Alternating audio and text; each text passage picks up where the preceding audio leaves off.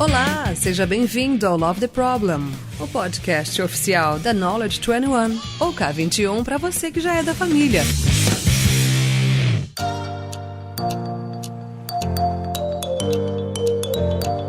Fala pessoal, tudo bem? Aqui é o Magno de Santana. Vocês já devem ter me ouvido como entrevistado do Love the Problem. E essa é a minha primeira vez como host. E nada mais, nada menos do que Thalita, uma pessoa especial, uma amiga que eu adquiri nos últimos anos.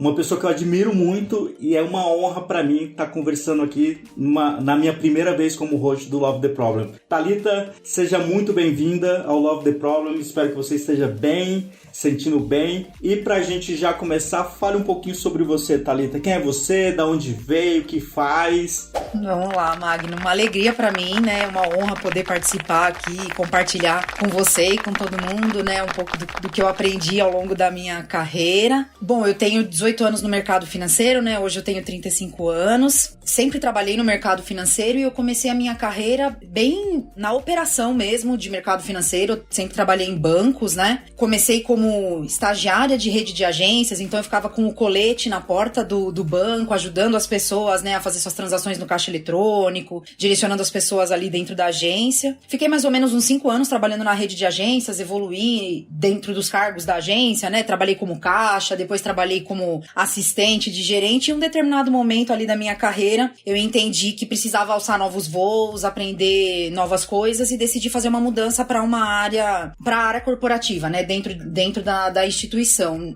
Nesse momento, eu fui pro Unibanco, que depois virou Itaú, e aí eu entrei no produto cartão de crédito, que é onde eu tô até hoje, já tô há 13, quase 14 anos aí dentro dessa agenda de cartão de crédito, e trabalhando com cartão de crédito, eu passei, acho que por quase todas as funções que a gente tem dentro de uma cadeira ali do produto cartão, né? Então, trabalhei toda a agenda de vendas, operações, riscos, engajamento de cliente, retenção, experiência como um todo, proposta de valor, prateleira de produto, né? Então, passei, acho que por todas as especialidades dentro dessa agenda de cartão de crédito. Eu trabalhava inicialmente numa função bem comercial, né? Gerando leads e achando oportunidades pra gente fazer venda, e depois eu fiz uma mudança pra cadeira de produto, me apaixonei totalmente pela cadeira de produto e já tô aí há pelo menos uns 10 anos 11 anos nessa cadeira de produto. Então é um pouco essa a minha carreira.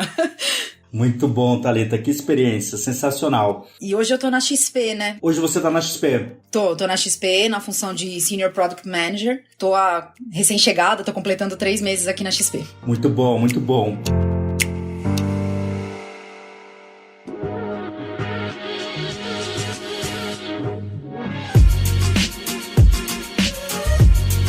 Hoje o tema do nosso papo aqui é um pouco para falar sobre growth, né? E principalmente growth numa fintech.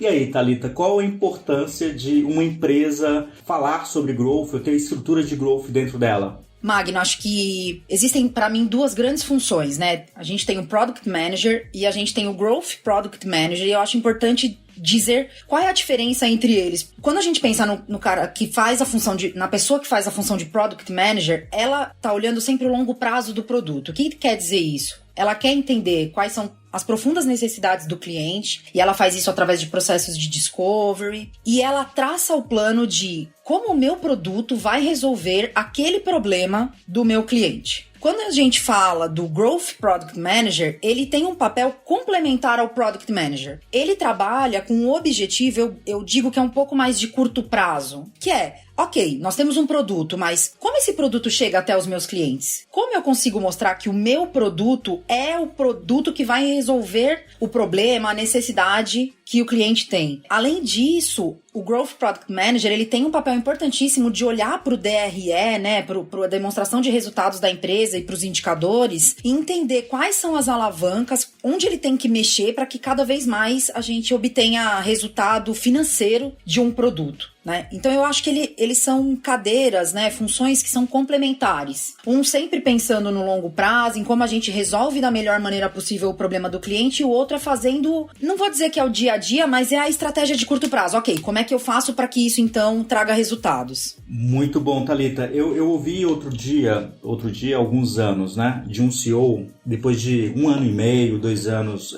com uma estrutura enorme de produto, né? O pessoal estava desenvolvendo um produto ali. E aí, no final, ele comentou o seguinte: olha, pessoal, a gente tem um excelente produto, mas um péssimo negócio. Então, pelo que você está colocando, faltou ali uma especialidade, uma skill de growth dentro desse cenário, porque o pessoal acabou olhando muito para o produto, né, desenhando o melhor produto, mas deixou de olhar para o negócio. Faz sentido essa analogia? Faz sentido. A gente pode ter o melhor produto do mundo, mas se o cliente não consegue saber que esse produto existe, como este produto realmente resolve a sua necessidade, atende o seu desejo, né, atende aquela demanda, você não tem um negócio, você tem um produto que não gera resultado, né? O objetivo principal de um produto é, no final, gerar resultado. Então, eu acho que as cadeiras são exatamente complementares, né? Uma não existe sem a outra. Não adianta você ter uma pessoa que faz um growth muito bom, mas com um produto que não resolve o problema do cliente, porque aí você vai continuar falando sozinho e não vai conseguir trazer o cliente para dentro daquele produto, né? E nem mantê-lo dentro do produto, fidelizá-lo, né? Aumentar a sobrevivência. Mas em contrapartida, se eu tiver um produto incrível, que o cliente não sabe que ele existe, que o cliente não tem um relacionamento com ele, no final as coisas você não vai ter um resultado, né? E a gente sabe que as companhias existem para gerar resultado, e essas são as duas coisas que geram juntas resultado. Muito bom, muito bom. Eu tenho, nos últimos tempos, olhado muito para o produto, para o negócio, com uma ótica com 3 pilares, né? Crescimento, engajamento e receita. No final, o que você está trazendo se eu tiver o pessoal de growth focado em crescimento, sem um produto ok, um produto excelente, eu não vou ter um engajamento. Exato. E aí eu estou jogando dinheiro fora, trazendo, né, uma série de campanhas de marketing, atraindo gente, mas que no final eu não vou conseguir reter porque meu produto não é bom. E aí, por outro lado, também eu posso deixar de crescer para focar em ter um melhor produto, para quando tiver esse produto melhorado ou otimizado, eu começar a ter uma campanha de crescimento. Só que daí pode ser tarde demais. E eu chego no cenário de ter um excelente produto, mas um péssimo negócio porque eu perdi o tempo. Como é que funciona, Thalita? É um negócio muito complexo, né? Eu acho que no mercado a gente tem visto várias empresas, várias pessoas falarem sobre growth. Eu acho que tá na hype, né? Todo mundo quer falar sobre growth, todo mundo quer ter um papel ali dentro de growth. Quais são os principais desafios do dia a dia de conseguir orquestrar e equilibrar isso, né? Crescimento, engajamento e receita, para você ter produto que os clientes querem, que tem engajamento e ao mesmo tempo ter um negócio sustentável. Acho que primeiro de tudo, Magna, é entender qual é o objetivo primário do growth. Queremos gerar receita? Ou, sim, queremos gerar receita, mas como companhia aceitamos fazer um investimento financeiro no curto prazo para ter receita depois. Acho que a primeira coisa é ter muita clareza desses objetivos. E aí, tendo muita clareza desses objetivos, acho que o segundo aspecto muito importante é definir bons indicadores de sucesso. Sem esses indicadores, você nunca vai saber no growth se você tá indo pro caminho certo ou tá indo pro caminho errado. E eu acho que aqui, eu digo que a gente tem 2 níveis de indicadores, tá? A gente tem os indicadores-chave do negócio e eu acho que tem os indicadores que dão a temperatura do dia a dia. Então você tem talvez alguns indicadores-chave que são de acompanhamento mais contínuo, mas não temperatura todo dia, sabe? Aquele indicador que você fala, se isso aqui der errado, é um sinal rápido pra eu reagir, né? Às vezes depende de um pouco mais de estudo, mais profundidade, às vezes até depende um pouco mais de resposta. Então é importante você também, além de ter bons indicadores, ter bons indicadores nos 2 níveis. Indicadores de sucesso que vão atingir o grande objetivo da empresa e os indicadores de temperatura no dia a dia. Então, usando o meu exemplo, né, de cartão de crédito, nem sei se eu posso trazer esse exemplo, mas acho importante para compartilhar com todo mundo, né? Se eu tenho um grande objetivo, que é ser o 5º lugar de market share dentro do meu mercado, esse é um indicador de sucesso, mas o market share, ele tem um tempo de resposta maior. Eu tenho indicadores de curto prazo que me dão a temperatura, que são o quanto eu tô vendendo, o quanto o cliente está gastando no cartão, o volume de clientes que cancela o cartão. Esses são indicadores que eu consigo acompanhar no dia a dia e falar, tô indo bem ou tô indo mal. E se esse indicador cai, eu já sei que tem alguma coisa errada e que naturalmente eu não vou acompanhar o indicador macro que eu quero atingir de market share, né? De 5 pontos percentuais de market share, 3 pontos percentuais de market share. Então é importante você de novo, ter clareza de objetivos, bons indicadores atrelados a esse objetivo, sendo indicadores-chave ou indicadores de temperatura aqui que eu chamo. Acho que um terceiro aspecto que eu acho muito importante é saber definir prioridades. Por quê? Você sempre vai ter mais coisa que é possível fazer do que realmente você vai ter tempo e recurso disponível para fazer. Então, entender o que traz mais resultado, que gera mais valor no menor tempo possível, com a menor complexidade possível, e definir bem essas prioridades faz total diferença na cadeira de growth. O quão rápido você vai atingir ali os seus objetivos. Acho que um desafio também, que acredito que seja de todas as cadeiras, mas em growth é muito importante, é você saber reagir rápido. Você tá muito conectado com o cliente, com os seus concorrentes e tomar decisões rápidas ali para mudar sua abordagem, né? Ter novas ideias. Então é importante que você esteja sempre ligado, principalmente no que a concorrência faz, porque se a concorrência muda de um dia para o outro, você talvez tenha que mudar alguma estratégia que você tá perseguindo. Acho que isso traz um outro desafio, que é ser criativo para lidar com as dificuldades, né? Ou achar novas formas de chegar até o cliente, porque dificuldades vão existir ao longo do processo. Às vezes você não vai ter o melhor canal, às vezes você não vai ter a melhor comunicação, às vezes você não vai estar com a operação tão no nível que você gostaria de estar, mas é importante que você saiba reagir rápido, que você saiba driblar essas dificuldades. Acho que um outro desafio, e que é inerente a essa cadeira também, é ser a voz do cliente e da operação dentro da companhia. A pessoa de growth, ela é a pessoa que está mais perto da sua operação. E aqui eu falo de tanto operações onde a gente tem humanos envolvidos, quanto operações que são feitas por máquina. Saber traduzir as respostas da sua operação e as dores da sua operação e trazer isso para dentro da empresa e retroalimentar a construção de produto e a evolução do negócio é muito importante. Então esse é um desafio, né? Ser a voz do cliente na companhia. Outro desafio é ter capacidade de influenciar, porque naturalmente você vai estar lidando com muitos stakeholders diferentes, stakeholders internos com um objetivo, às vezes stakeholders externos de operação com outros objetivos e que você tenha que casar as informações. É importante você saber influenciar, porque você vai ter que trazer a voz do cliente e da operação para dentro da companhia. Mas como isso se traduz no dia a dia na companhia, no objetivo de longo prazo da companhia? Então, é importante ter condição de influenciar áreas, influenciar pessoas. Thalita, então, cara, anotei várias coisas aqui. Rotina é o que growth não tem, pelo que você colocou, né? Porque primeiro eu preciso ter muito claro quais são os meus KPIs, né? Os meus objetivos, os indicadores-chave, quais são as minhas métricas ali de temperatura, e quando você fala que é do dia a dia mesmo, pelo que eu entendi, não é tipo, a cada semana, a cada 15 dias, é todo dia eu preciso acompanhar isso. Exato, todo dia. E dentro disso pode ser que, cara, meu concorrente lançou alguma coisa, alguma promoção, alguma feature que tá levando parte desse meu crescimento aqui para eles. E eu preciso reagir rápido, que nem sempre depende só de growth, só de uma pessoa, depende de toda uma estrutura, de stakeholders, operação, time de produto, etc. É realmente algo alucinante, né? E você trouxe até uma questão de ter pensamento criativo, porque, assim, se acorda, a única certeza que você deve ter é que, cara, as coisas vão mudar e você precisa reagir rápido, né? Exato. Tem que estar muito aberto à mudança, muito aberto a testar coisas diferentes, né? Então, e é isso. Se você acorda e você não sabe se a decisão que você tomou ontem ainda hoje vai se manter. Por isso é importante estar muito conectado, acompanhar os indicadores para você saber quando a sua decisão precisa ser alterada rapidamente. Muito bom, muito bom. E dentro disso, Thalita, então, quais seriam os bons ou os aspectos importantes para a gente definir ou desenvolver um bom processo de growth, né?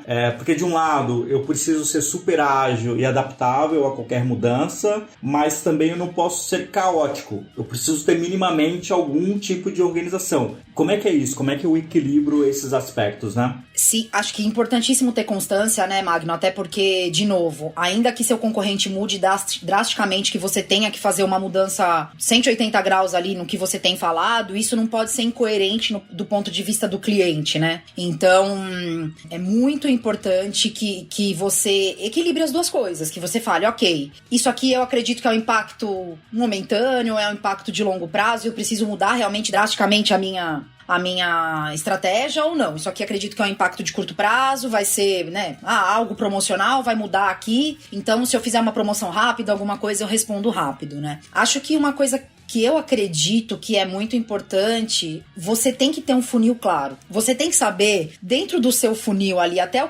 o cliente chegar a atender o seu objetivo, onde é que tem torneira vazando, sabe? Se você não conhece ali a sua operação no detalhe, se você não conhece os indicadores do seu funil e quais são os problemas que o seu funil tem, você vai ter muito mais dificuldade de saber qual é a reação que você pode tomar, qual é a condição de contorno que você tem. Então, é importantíssimo também conhecer tudo isso, sabe? Quando você conhece a sua operação, você sabe exatamente qual é a agilidade que você tem, até onde você pode ir, não só de velocidade, mas financeiramente falando, né? Em questão de investimento. Você vai ter custo aqui para crescer. Onde você vai fazer o seu melhor investimento? Então é importante que você também entenda os custos com bastante profundidade da sua operação, qual é o custo permissivo da sua operação, seja em qualquer uma das linhas, né, para estimular faturamento, seja para conquistar clientes. Não sei se eu respondi tua dúvida, mas... Claro. E tem esse aspecto do funil, né, essas torneiras vazando, balde furado, que é uma teoria muito antiga, mas que na prática eu nunca vi as empresas olhando para isso de forma realmente madura, né, tomando decisões, olhando para esse funil do negócio. O que é comum eu perceber em algumas empresas? Você tem uma grande ambição de crescimento do seu negócio, de lançamento de produto, mas no final essas métricas de negócio, elas ficam todas muito nebulosas, onde cada time tem o teu, cada departamento tem o teu, e no final eu não tenho uma visão realmente de como é que está o funil do meu negócio. E eu queria saber, Thalita, obviamente dentro da sua experiência, você deve ter já identificado, né? Empresas que realmente conseguem ter esse funil de forma muito clara e empresas que acabam não ou dando valor ou não tendo tempo suficiente para olhar para isso. Qual a diferença quando realmente uma empresa, ou um time, ou um grupo de pessoas tem muito claro e domina esse funil,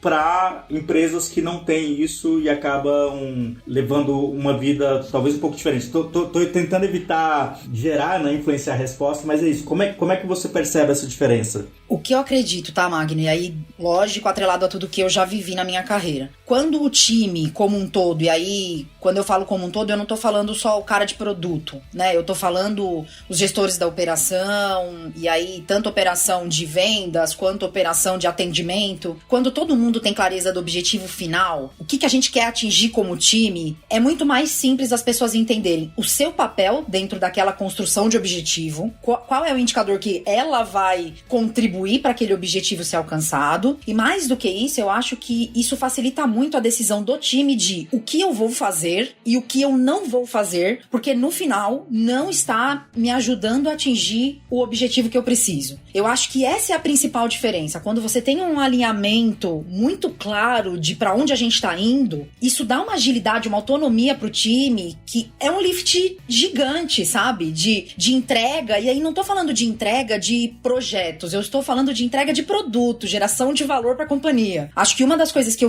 em algumas experiências eu passei, em outras eu não passei, é que muitas vezes as companhias ou as estruturas, elas estão voltadas para projetização, sabe? Ah, eu entreguei esse projeto, aí todo mundo bate palma, fica feliz. E no final, ok, mas o quanto esse projeto realmente está trazendo para o grande objetivo que nesse negócio eu quero atingir? E aí muitas vezes você vê uma série de iniciativas que são entregues e que não trazem nenhum valor, não trazem nenhum resultado, às vezes até trazem resultados contrários ao que a companhia realmente busca. Muito bom, muito bom. Então eu acho que esse alinhamento, ele é uma condição básica para que o resultado venha mesmo e que venha com rapidez. E isso é muito engraçado, porque assim, a gente volta a falar sobre projeto versus produto, né? E duas coisas que você tem repetido bastante aqui é sobre a importância da clareza dos objetivos e a importância de a tomada de decisão estar conectada com esse objetivo claro, né? Então, no final, se eu não tenho clareza de objetivo, geralmente eu vou pro projeto, que a quantidade de coisas que eu entrego é super importante. Quando eu faço o dever de casa de deixar realmente esse objetivo muito mais claro, compartilhado, não importa se você vai entregar o produto A, B ou C. Importa se o meu objetivo, claro, é crescimento, é número de pessoas fazendo parte do meu negócio. É isso que importa. Se eu tive que fazer o projeto A, entregar o produto B ou a iniciativa C, não importa. O que importa é o resultado, né? O outcome e não o output. Exato. Eu acho que existe uma dificuldade ainda no dia a dia, em muitos locais, de entender que o projeto, a iniciativa, ela é o como eu vou entregar aquele objetivo. Ela não tem que ser o objetivo. O objetivo é o resultado de negócio. Se você, como você falou, se você eu quero trazer mais clientes para minha base. Se eu vou trazer novos produtos para isso, se eu vou fazer 100 comunicações para isso, se eu vou abrir 10 canais para isso, isso é o como. É o como. E isso varia de acordo com tudo isso que eu te falei. Indicadores de temperatura, reação de concorrência.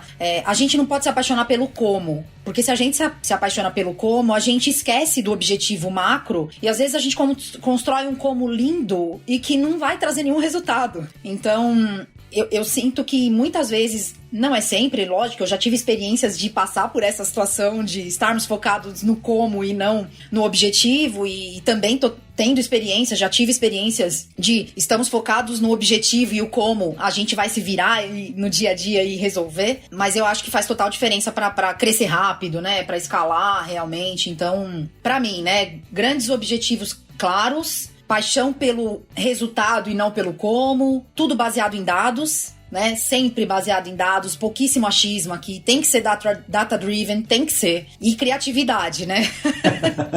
Haja criatividade, né? Haja. Muito bom. Porque, basicamente, isso é insano, realmente grandes coisas que você tem trazido aqui no nosso papo, porque... No final do dia, grande parte das organizações estão focadas em entregar algum projeto. Essa é a grande verdade, né? E aí quando isso dá uma segurança, isso é mais seguro. Cara, eu tenho certeza que, sei lá, daqui 3 meses ou daqui 6 meses eu vou entregar esse projeto. Certeza ninguém nunca tem, mas a gente gosta de se enganar que tem essa certeza. Só que quando a gente tá falando sobre growth e principalmente sobre negócio, você já assume de partida que, cara, a mudança, né, é a única certeza que a gente tem. Que, cara, é um pouco do que você falou. Eu vou acordar de manhã e pode ser que as coisas que eu achava que eu tinha certeza ontem já não faz mais sentido. E é exatamente ter esse mindset, essa cultura, né, que no final a gente tá falando sobre cultura, de não dá pra ficar preso numa entrega super bem trabalhada, nada contra isso, mas se você trabalha numa super entrega que vai sair daqui 1 ano, 2 anos, e o mercado muda, e você lança algo que ninguém quer, você perdeu tempo, né? Sim. Então, como é que é equilibrar esses pratinhos entre ter o crescimento sustentável, porque não pode também ser um crescimento... De curto prazo, né? De curto prazo, eu preciso ter vida longa no meu trabalho. Tem uma frase que eu gosto bastante, que é: se você não está crescendo, você está morrendo, né? Só que eu não posso crescer de forma abrupta, no curto prazo, e depois parar de crescer. E eu também não posso crescer numa velocidade menor do que o mercado tá impulsionando, né? Tá colocando o ritmo aqui para que o meu negócio cresça. Só que dentro disso, falando aqui no bate-papo, parece ser algo super simples. Mas eu tenho uma série de interesses. Tem do time de produto, tem da operação, tem do CEO, tem do CTO, tem uma série, tem do próprio cliente, que me parece uma complexidade enorme para gerenciar isso, né? E dentro disso, dessa complexidade, o que você entende que seriam soft skills importantes para conseguir ter, inclusive, sanidade mental, né? Porque isso importa também para esse tipo de trabalho.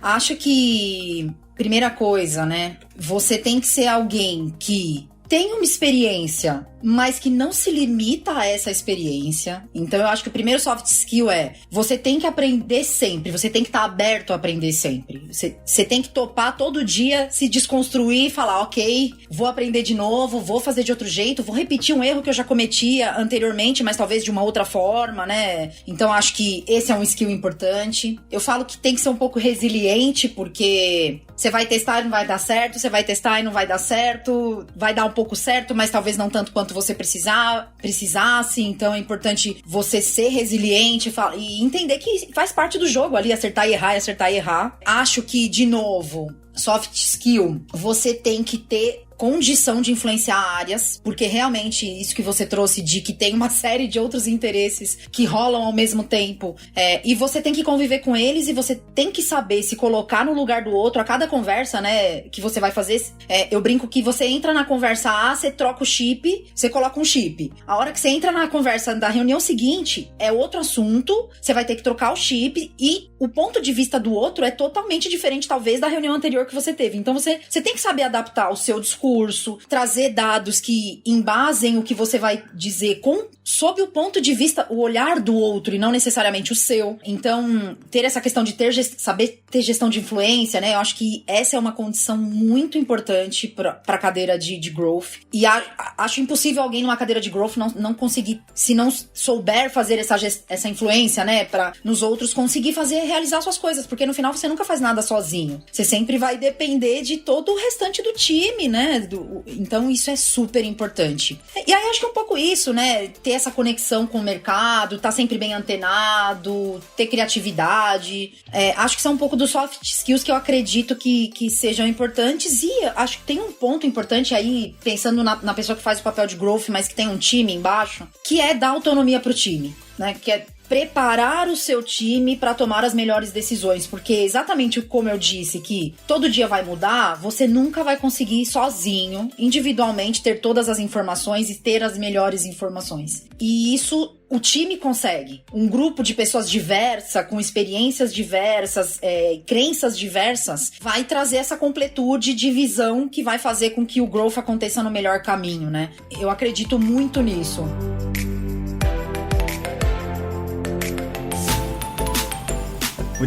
Muito bom, Thalita. Dentre essas skills que você comentou, uma que ficou muito na minha cabeça aqui foi essa capacidade de influenciar, né? Uhum. Porque, na essência, o growth é a capacidade que você tem de influenciar pessoas a se tornarem seus clientes. Então, se você não consegue, se você conseguir usar essa habilidade ou desenvolver essa habilidade, tanto num viés, olhando de dentro da empresa, do negócio, do time, stakeholders, etc., mas também de como que eu crio estratégias para influenciar milhares de pessoas que têm várias opções hoje no mercado para escolher o teu negócio, o teu produto para ser cliente, né? Exato. Eu achei isso sensacional. E Thalita, provavelmente dentro desse podcast, dentro do Love the Problem, a gente tem uma série de pessoas ou que já trabalham com growth, ou estão dentro de alguma organização com esse olhar, ou que estão começando a pesquisar o mercado, entender que tem essa possibilidade, essa cadeira. Quais são as principais dicas? Eu sei que a gente já falou aqui um pouco sobre, né, as soft skills, algumas habilidades, desafios do dia a dia, mas quais seriam as principais dicas para essas pessoas, tanto elas que estão já numa cadeira de growth ou tendo contato diariamente ali, que precisam se desenvolver nesse sentido, e para pessoas também que estão ouvindo falar e querem entrar nesse mercado? O que você daria de principais dicas para essas pessoas se prepararem para esse momento? Magno, acho que a primeira coisa tenha a cabeça aberta e teste, mas junto com o teste, meça. Você só vai ter certeza se seu teste, se você tá indo pro caminho certo, se você tiver uma agenda de testes robusta, atrelada a uma medição rápida para você saber o caminho. Então, esteja aberto e acompanhe os resultados sempre com muita rapidez. Acho que uma segunda dica não tenha medo de ser a voz do cliente ou da operação para dentro da companhia. Você vai ser a pessoa que vai ter que dar notícias ruins, mas se a empresa não souber dessas notícias ruins, talvez a empresa inteira vá para o caminho errado. Então não tenha medo. Eu sei que não é fácil, muitas vezes, como a gente falou, você vai enfrentar interesses muito diferentes, mas use a gestão de influência para trazer essas notícias de uma forma mais adaptada a cada realidade, a cada estrutura, a cada objetivo, né, com o olhar do outro, mas não tenha medo de ser essa voz do cliente, da operação, porque talvez aqui esteja a grande diferença entre ir para o caminho do sucesso ou ir para o caminho do insucesso, né? E só você, como growth, muitas vezes tem ali a temperatura, o conhecimento, tá ouvindo o cliente para trazer isso para dentro da companhia. Muito bom. E acho que como última dica, que tá atrelada a um pouco do que eu trouxe sobre que são os principais desafios pense sempre qual direção. A direção é mais importante que a velocidade, porque se você for muito rápido na direção errada, você vai jogar dinheiro fora, você vai perder tempo, vai ter retrabalho. Quando você tem um time com você, a direção é ainda mais importante, porque não vai ser só a Thalita errando, vai ser a Thalita e todo o seu time jogando esforços fora numa direção errada. Então, observe a direção e sempre se pergunte, tô indo na direção certa? Estamos indo na direção certa? Então, acho que essas são as 3 grandes dicas que eu tenho aqui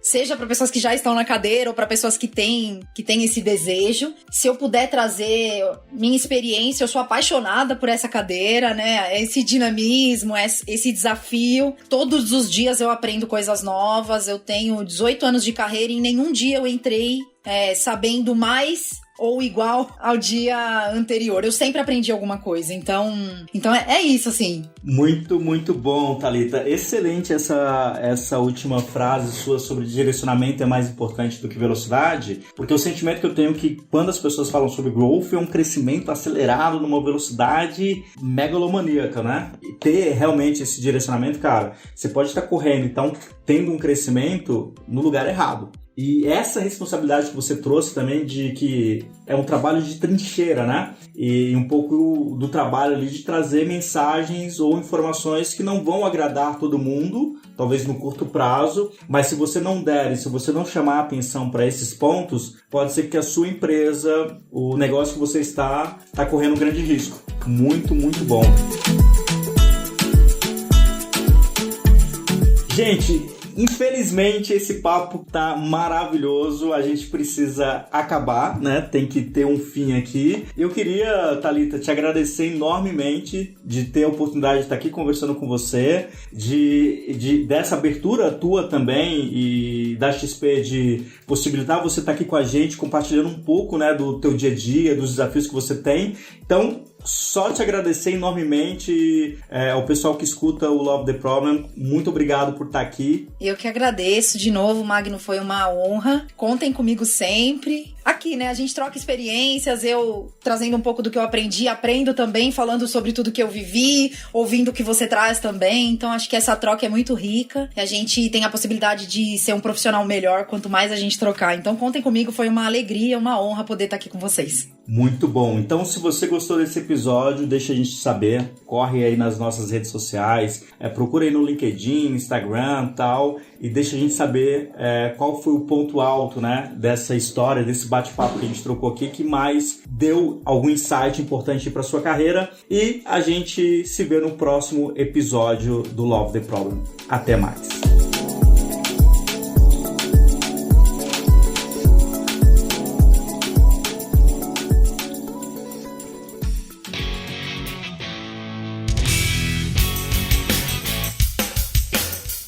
Você acabou de ouvir mais um episódio do Love the Problem. Esse podcast chega até você com o apoio da Knowledge 21. Confira mais um K21.com.br.